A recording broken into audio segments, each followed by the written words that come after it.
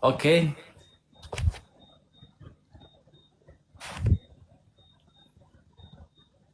Ya, silakan Bang. Dari mana? Katolik apa Protestan ini? Karismatik Bang Juma. Karismatik, wah luar biasa ya. Ya. Oke, silakan. Karismatik itu juga menerima penyaliban ya? Ya, betul. Betul. Saudara tadi mendengarkan diskusi kami mungkin? Belum, saya baru masuk ini, Bang Juma. Saya baru masuk pula ini. Oke. Baik. Gimana? Jadi gini, saudara Kristen ini, karismatik ini adalah orang-orang yang dienakkan gitu loh. Ya. Orang yang paling nikmat dalam beragama karena dengan matinya Tuhannya di atas salib, orang Kristen bukan lagi hamba Tuhan, tetapi orang Kristen itu menjadi anak Tuhan dan pewaris surga. Ya. Dengan bangkitnya Tuhan mereka dari kubur, Ya. orang Kristen kemudian dipercaya kepercayaannya itu benar dan kemudian mereka tidak hidup lagi di dalam dosa, kan gitu ya. Betul. Betapa banyak kemudian keunggulan-keunggulan yang diterima oleh agama Anda karena Tuhan Anda dibunuh oleh orang-orang pada saat itu. Nah, pertanyaan saya, ketika Anda mendapatkan sesuatu yang sangat-sangat luar biasa ini, apa yang pantas Anda nobatkan kepada pelaku penyaliban Tuhan Anda sehingga Anda bisa selamat? Pahlawankah atau penjahat? Silakan. Untuk penyaliban Tuhan Yesus, Bang Juman, mungkin itu sudah nubuatan dari perjanjian lama ya. Memang dia harus mati untuk manusia, untuk menyelamatkan manusia. Justru kita berterima kasih sama Tuhan sudah mati untuk kita ya, bukan kepada orang yang membunuhnya ya atau melakukan hal itu. Nah, kalau menurut saya secara pribadi. Bisa tidak Tuhan Anda mati tanpa mereka membunuhnya? Itu pertanyaan-pertanyaan seperti itu sebenarnya menjebak ya. Kalau dulu orang-orang mungkin seperti orang ateis ya, jadi pertanyaan mereka seperti begini: kenapa Yesus harus disalibkan? Kenapa biasanya orang Yahudi atau orang-orang di luar sana, biasanya orang kalau melakukan kesalahan itu biasanya dilempar dengan batu, kenapa harus disalibkan gitu loh. Nah, ini adalah pertanyaan-pertanyaan menjebak sebenarnya. Kembali lagi ya Bang Juman, kalau secara pribadi, secara saya ya, mau gimana pun Yesus dibunuh, disalibkan, mau dilempar batu, mau apapun itu, keyakinan saya itu hanya dengan Tuhan sudah selamatkan saya gitu loh. Tuhan sampai jadi manusia untuk memberikan teladan, kasihilah musuhmu, kasihilah sesamamu manusia. Dan itu saya lakukan, istilahnya saya ikutin ajaran Yesus. Itu aja sih yang bikin saya, kenapa saya tetap ikut Tuhan sampai hari ini. Oke, baik. Ketika saudara mengatakan pertanyaan saya adalah pertanyaan menjebak, Iya. Itu artinya Anda sadar bahwa Anda telah menjebak diri Anda dalam sebuah keadaan. Bagaimana mungkin seorang penjahat melakukan tindakan kejahatan, lalu orang-orang yang menerima upah dari kejahatannya itu tidak mampu mengucapkan terima kasih sekalipun, apalagi mendudukkannya sebagai pahlawan. Tadi saya menyanjung Anda sebagai seorang karismatik, bukan lagi hamba Tuhan, tapi anak Tuhan, dan dijadikan sebagai pewaris surga.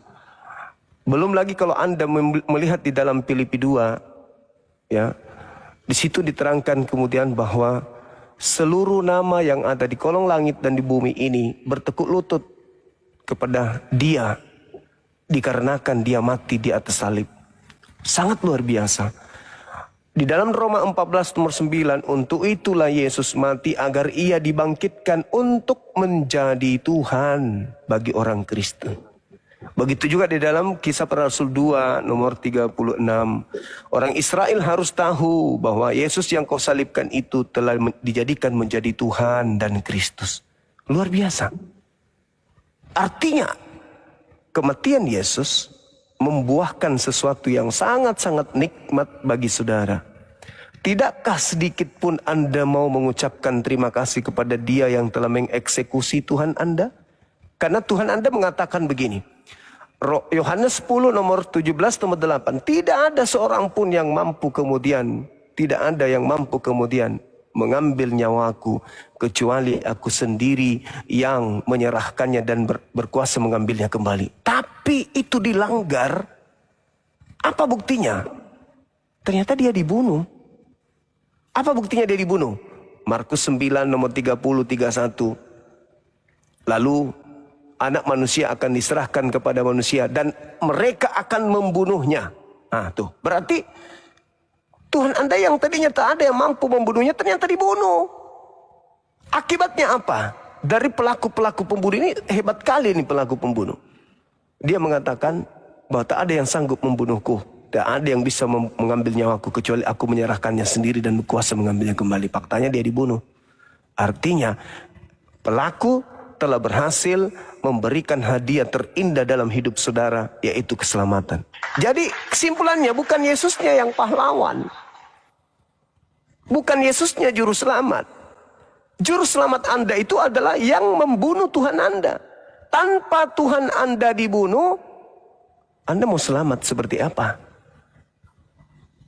Seperti apa Anda ingin membunuh? Sedangkan di dalam 1 Korintus 15 nomor 17, tanpa kebangkitan, sia-sialah imanmu dan kamu tetap hidup di dalam dosa. Berarti orang yang menyalib Yesus itu adalah orang yang super berjasa untuk orang Kristen. Anda menjebak diri Anda sendiri dan keyakinan Anda yang selama ini Anda anut, Anda tidak pernah renungkan, Anda tidak pernah pikirkan, hanya menikmati doktrin dan dogma selamat, kami adalah anak-anak Tuhan, bla bla bla bla bla bla bla. Ketika diurut kejadian itu ternyata Anda berada pada sesuatu yang hampa.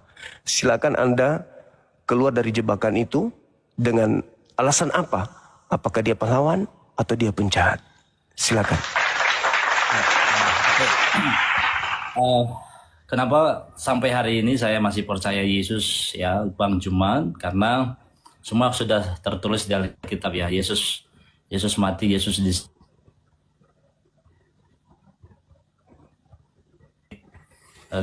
naik ke surga, itu semua sudah terjadi dan sudah tertulis, dan itu yang nulis bukan hanya satu orang, dan itu sudah ditulis oleh Matius, Markus, Yohanes, dan Lukas. Dan kita sebagai orang Kristen tinggal satu lagi ini yang kita tunggu-tunggu, yaitu kedatangan Yesus yang kedua kali. Jadi kalau secara saya pribadi mau apapun itu yang terjadi, saya tetap percaya kepada Tuhan karena Dia udah mati untuk saya, Dia udah bangkit juga untuk saya, dan saya percaya Dia akan datang kedua kali untuk menjemput orang-orang yang percaya kepadanya dan benar-benar mengalami Tuhan. Saya alami sendiri soalnya, makanya saya tetap di dalam Yesus Bang Juma. Itu mungkin makanya saya masuk tadi di Zoom ini aja supaya juga beberapa orang bisa pelajari lagi siapa itu Yesus sebenarnya.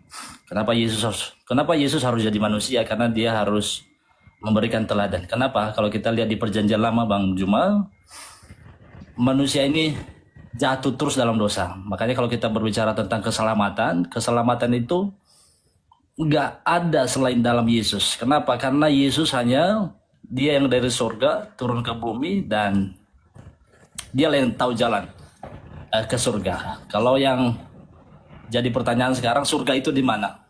Ini yang menjadi pertanyaan orang ya. Ada yang bilang surga di atas, neraka di mana? Di bawah. Nggak juga. Banyak orang yang ke atas, banyak juga orang yang ke bawah, tak ada. Tapi hanya Yesus lah yang tahu jalan ke surga. Kenapa? Karena memang dia Tuhan dan memang Dia dari atas. Itu sih menurut iman saya, Bang Juman. Terserah lah gimana Bang Juman, menurutnya gimana? Ya. Jadi gini, kalau sudah menikmati doktrin itu Bang, maka segala-galanya menjadi hidup indah. ini adalah pilihan Bang Juman ya. Jadi, ya, betul. Terserah gimana kita harus percaya kepada Tuhan. Ya, betul. Cuman gini, hidup itu pilihan. Iya, jaringan kurang bagus ya. Iya, hidup itu pilihan. Itu betul. Dan kematian itu suatu kepastian. Jaringan Bang Juman kurang bagus ya. Jaringan saya ya. Teman-teman, suara saya dibagi mana? Ini udah. Oke. Oke. Jadi hidup itu pilihan memang betul. Makanya di agama kami itu la ikraha fiddin, tidak ada paksaan dalam beragama. Wa qulil haqqu min rabbikum. Kebenaran itu sudah kutorehkan semua di alam semesta ini. Siapa yang mau beriman silakan, yang mau kafir silakan, yang mau kufur ingkar kepadaku silakan. Itu betul itu. Betul itu. Orang yang tidak menggunakan akal sehat, tutup panci pun bisa dituhankan.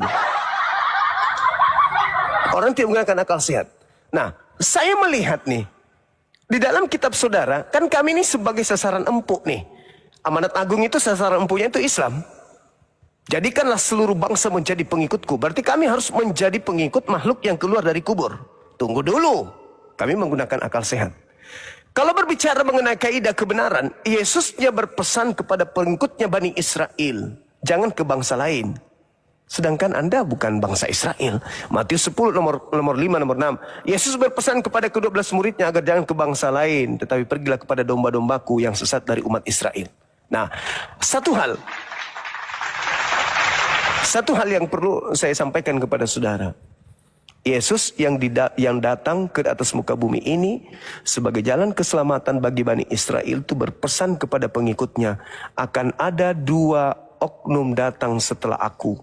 Yang pertama adalah roh penghibur, yang kedua adalah Yesus palsu, penyesat.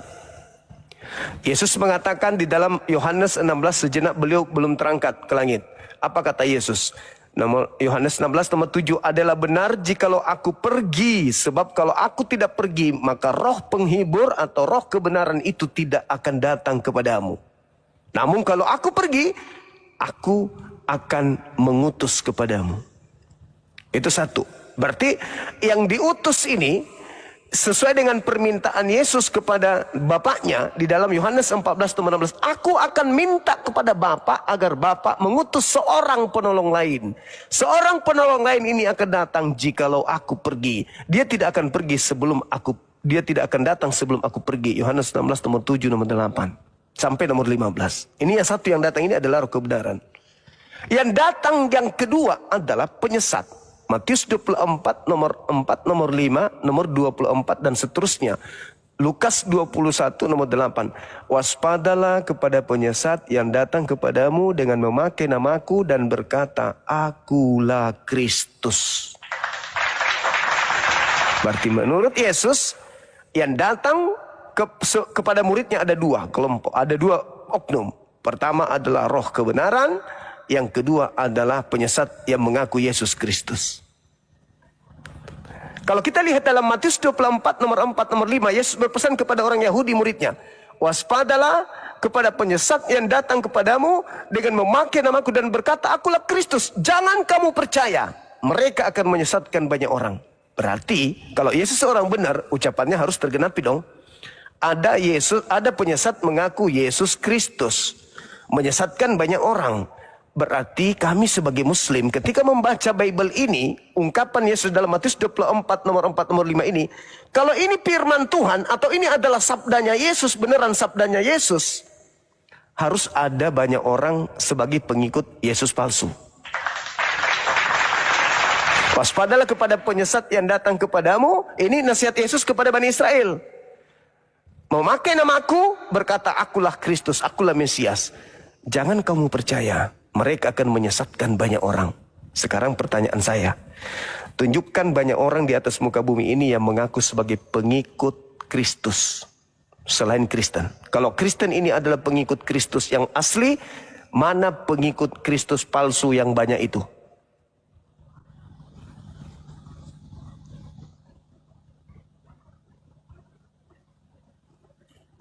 Mute-nya dibuka, Bang. Oke, siap. Oke, Bang Juma, itu kita punya tafsiran masing-masing ya. Mungkin Bang Juma silakan. Jadi kalau menurut saya ya walaupun ya seperti di Indonesia inilah mungkin pengikut Yesus mungkin ada sekitar 15% lah kurang lebih di Indonesia. 6%. 6% ya. Oke. Jadi justru saya bangga bisa terpilih sebagai orang Kristen karena memang ada firman yang dikatakan di sana ya, banyak dipanggil tapi sedikit yang terpilih. Ya, jadi yang saya imani ya itulah, saya bilang saya tetap percaya dengan Yesus, dan kita punya doktrin masing-masing, mungkin tafsiran masing-masing. Dan mungkin saya ada pertanyaan lah sama Bang Juman, kalau menurut Bang Juma keselamatan itu seperti apa sih di dalam Muslim? Kalau di dalam Kristen kan keselamatan itu kan hanya ada di dalam Yesus ya, kami percaya itu. Iya, silakan. Saya katakan tadi kalau hanya modal percaya, ya apapun itu.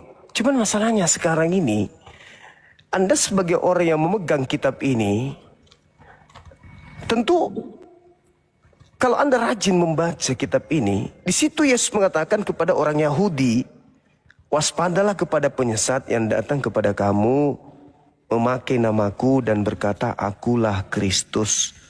Mereka akan menyesatkan banyak orang. Berarti Yesus mengatakan ada penyesat datang memakai nama Yesus Kristus, di mana penyesat ini, Yesus Kristus ini, yang palsu ini akan menyesatkan banyak orang. Mana banyak orang yang disesatkan oleh Kristus itu, sedangkan pengikut Kristus di muka bumi ini cuma satu, yaitu Yesus, yaitu Kristen. Entah itu Katolik, entah karismatik, entah itu apa. Yang pasti pengikut Kristus itu ya Kristen. Kalau ada pengikut Kristus yang lain, ya mana? Hindu enggak, Buddha enggak, ateis kagak, Islam apalagi. Ya satu-satunya hanya kalian. Matius 7 nomor 15, nomor 22, nomor 23. Pada hari terakhir nanti banyak orang akan berseru kepadaku, Tuhan, Tuhan, bukankah kami bernubuat pakai namamu, bermukjizat pakai namamu, mengusir setan pakai namamu? Pada saat itulah aku Yesus akan berterus terang kepada mereka, enyahlah daripadaku, aku tidak mengenal kalian, kalian semua adalah pembuat kejahatan. Itu siapa itu, Bang? Di luar Kristen ada nggak yang memanggil Yesus Tuhan, bernubuat, mengusir setan, bermukjizat pakai nama Yesus selain Kristen? Ya, mungkin kalau Bang Juma ya, mungkin dulu pernah jadi Kristen ya. Jadi selama Yesus di dunia, pengikut Yesus itu bukan hanya murid-murid Yesus saja, tapi ada beberapa kelompok yang ikut Yesus pada saat itu.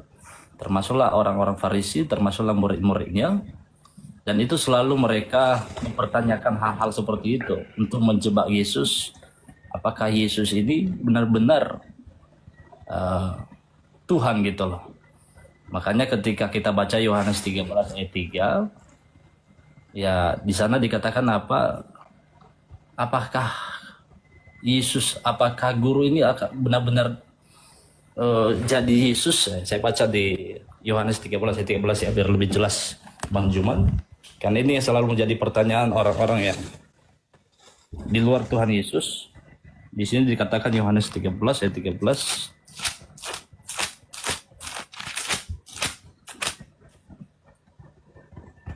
Kamu menyebut aku guru dan Tuhan, dan katamu itu tepat sebab memang akulah guru dan Tuhan. Ini adalah pernyataan yang disampaikan oleh Yesus kepada murid-muridnya. Yang saya baca beberapa komentar di bawah katanya harus ada data ya.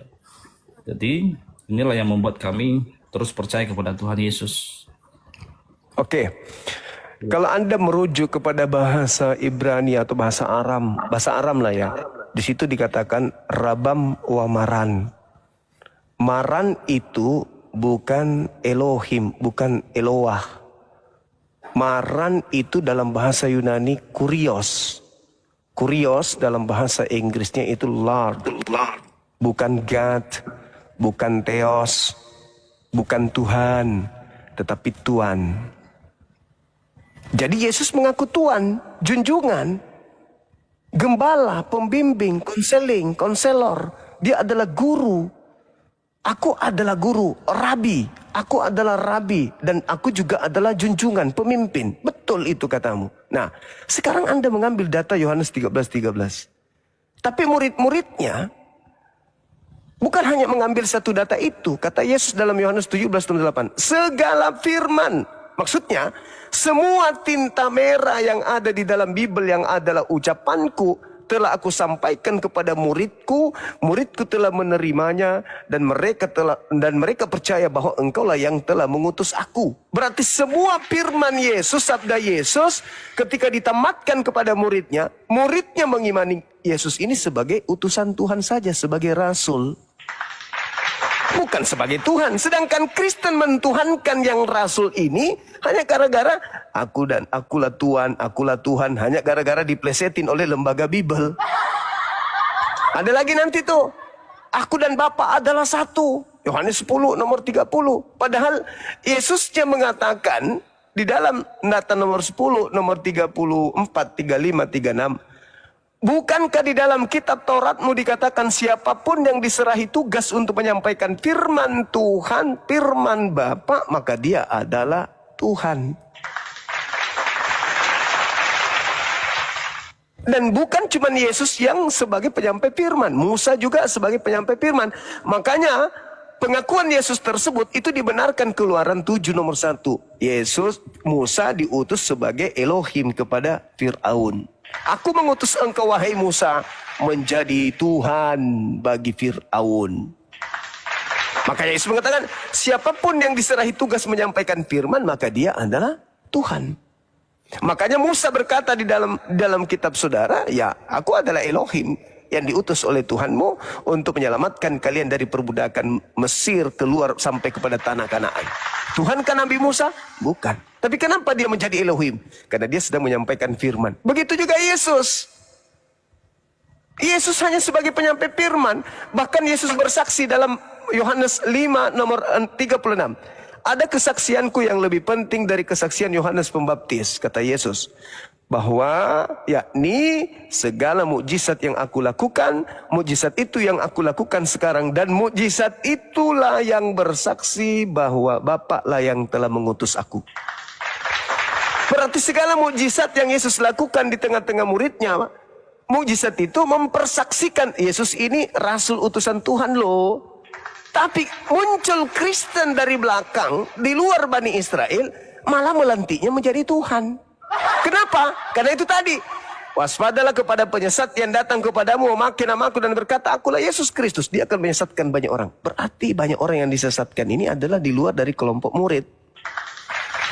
Karena murid hanya percaya sebagai rasul utusan Tuhan. Yesus hanya mengatakan aku adalah rasul utusan Tuhan. Yohanes 17 nomor 3. Hidup kekal itu adalah mereka mengenal engkau satu-satunya Tuhan yang benar dan mengenal Yesus Kristus yang engkau utus. Hidup kekal adalah mengenal Yesus sebagai utusan Tuhan atau Tuhan? Yesus mengatakan utusan Tuhan. Tapi Kristen, ya Yesus itu Tuhan. Berarti Kristen lah yang kena sasaran daripada Yesus penyesat tadi. Makanya sampai hari ini Bung, antara Yahudi dengan orang Kristen itu berbeda. Kenapa berbeda? Mana keturunan murid-murid Yesus yang 11 orang itu? Mana? Kenapa mereka tidak menjadi pelopor Kristen? Kenapa kemudian jadi Kristen adalah orang Roma? Siapa orang Roma ini? Tidak ada nabi yang diutus kepada orang Roma. Tidak ada kemudian kitab suci yang diwahyukan kepada orang Roma. Mereka hanya menjadikan perjanjian lama ini dari terjemahan kitabnya orang Yahudi. Perjanjian baru ini hanyalah kanonik, kitab-kitab yang dikanon, yang dipilih-pilih mereka pada saat mereka ingin menggabungkan kitabnya orang Yahudi berbentuk terjemahan. Maka lolos 4 kitab, Lukas, Markus, Matius, Yohanes. Dan ingat, Matius ini bukan murid Yesus. Yohanes bukan murid Yesus. Maksudku pengarang buku Matius bukan tulisan murid Yesus. Dan buku Yohanes juga bukan tulisan murid Yesus. Mana buktinya? Anda baca dalam Matius 9 nomor 9. Penulis buku Matius bukan murid Yesus. Anda baca Yohanes 21 nomor 24. Penulis buku Yohanes bukan murid Yesus. Lukas, kitab Lukas bukan murid Yesus. Markus bukan murid Yesus. Paulus bukan murid Yesus. Berarti ini catatan orang-orang yang gemar menulis, yang melakukan penyelidikan antara apa yang terjadi antara Yesus dengan murid-muridnya. Makanya Lukas mengatakan, Theophilus yang mulia, aku melihat banyak orang yang menulis, menyusun cerita-cerita tentang peristiwa-peristiwa yang terjadi di antara kita. Maka aku merasa terpanggil untuk menyusunnya kembali, untuk mempersembahkan kepadamu, wahai Theophilus. Bukan firman Tuhan, hanya kajian-kajian yang dihasilkan dari penyelidikan-penyelidikan yang terjadi tentang Yesus, murid-muridnya, dan juga bangsa Israel pada zaman itu. Makanya Yesus tidak memberikan validasi tentang buku ini. Yesus tidak mengenal kitab ini. Tidak ada validasi Yesus, tidak ada legitimasi dari Yesus. Buku ini bercerita tentang Yesus betul, tapi Yesus tidak pernah memberikan validasi kepada penulisnya. Begitu saudaraku. Silakan. Oke, Bang Juma luar biasa, mantap sekali. Jadi kalau menurut Bang Juma, keselamatan itu ada di mana? Kalau Iya. kalau nggak dari Yesus, ya, selain Yesus. Jadi gini, keselamatan itu pada kaumnya Nabi Musa ketika mereka percaya kepada Nabi Musa dan percaya kepada Tuhannya Nabi Musa. Keselamatan itu ada pada pengikut Yesus, yaitu Bani Israel, ketika mereka menerima Yesus sebagai rasul utusan Tuhan kepada mereka dan percaya kepada Tuhan yang mengutusnya. Di luar Bani Israel, keselamatan itu hanya ada pada baginda Rasulullah Muhammad SAW. Saya pertanggungjawabkan kalimat saya. Yang pertama, Yesus tidak diutus kepada seluruh manusia. Yesus hanya diutus kepada domba yang sesat dari umat Israel. Oke, Bang Suma salah, Bang Suma keliru. Yang benar yang mana? Yesus untuk seluruh umat manusia. Oke, mari kita buktikan. Di dalam Galatia 4 nomor 5, Paulus sendiri mengatakan Yesus menebus orang-orang yang takluk di bawah hukum Taurat. Pertanyaan saya, apakah orang Kristen ini adalah orang yang takluk di bawah hukum Taurat? Tidak. Orang Kristen bukan penganut Taurat. Taurat itu hanya milik Bani Yakub. Di mana dalilnya? Ulangan 33 nomor 1 sampai 4. Musa diperintahkan untuk memberikan peringatan, pengajaran, perintah, larangan kepada Bani Israel. Dan hukum-hukum yang datang kepada Musa adalah hak milik kepunyaan Bani Yakub. Mazmur 147 nomor 19 nomor 20. Hukum-hukumku yang kuberikan kepada Yakub dan aturan-aturanku yang datang kepada Israel tidak aku berikan kepada bangsa lain. Lalu Yesus mati di atas tiang salib menebus kita dari kutuk hukum Taurat. Itu nyambungnya di mana? Bukankah hukum Taurat hanya untuk milik orang Yahudi? Jadi kalaupun Yesus mati untuk menebus dosa dari kutuk hukum Taurat, berarti Yesus mati untuk Bani Israel. Dan Paulus memang mengatakan itu. Galatia 4 nomor 5. Yesus menebus orang yang hidup, orang yang takluk di bawah hukum Taurat. Kristen tidak hidup di bawah hukum Taurat. Itu. Nah, sedangkan Nabi Muhammad di dalam Al-Quran jelas mengatakan, ya ayuhan nas, wahai seluruh umat manusia, inni rasulullahi ilaikum jami'a. Aku ini adalah utusan Tuhanmu kepada kalian semuanya. Makanya Yesus menubuatkan akan datang seorang penghibur, penolong. Dialah yang akan menghibur, menginsapkan dunia akan dosa-dosa, mengajarkan segala hukum-hukum, dan mengajarkan tentang keadilan. Sekarang kalau saudara mengaku sebagai orang Yahudi, sebagai pengikut Yesus, Anda akan dihantam oleh Wahyu 3 nomor 9. Orang yang mengaku keturunan Yakub, keturunan Israel, tapi sesungguhnya tidak demikian, maka mereka adalah jemaat iblis. Itu Wahyu sendiri yang mengatakan itu. Sedangkan saudara bukan Bani Yakub, saudara bukan Bani Israel. Ngaku sebagai Bani Israel, kata Wahyu 3:9, mereka ini adalah jemaat iblis. Kata Yesus, hanyalah daripadaku kalian semua adalah pembuat kejahatan. Ingat bung, yang disebut domba itu hanya Bani Yakub. Dalilnya ada di Yeremia 50 nomor 17. Yang Bani Yakub, domba adalah Bani Yakub. Berarti anak-anak Yakub lah yang disebut domba. Sedangkan kita orang Indonesia bukan Bani Yakub. Termute saudara, mute, dibuka. Itulah yang kami alami sebagai orang Kristen termasuk karismati yang sekarang. Ya, keselamatan itu sekarang itu kami imani adalah kasih karunia. Sebenarnya itu bukan untuk kami sebenarnya. Itu memang benar tadi yang Bang Juma bilang, itu sebenarnya untuk orang-orang Israel. Karena orang-orang Israel itu adalah orang pilihan Tuhan. Tetapi itulah ketika Yesus bilang, ketika murid-muridnya nggak percaya Yesus bangkit, adalah Thomas, dia katakan, kalau benar-benar kamu bangkit, mana tandanya ya? Akhirnya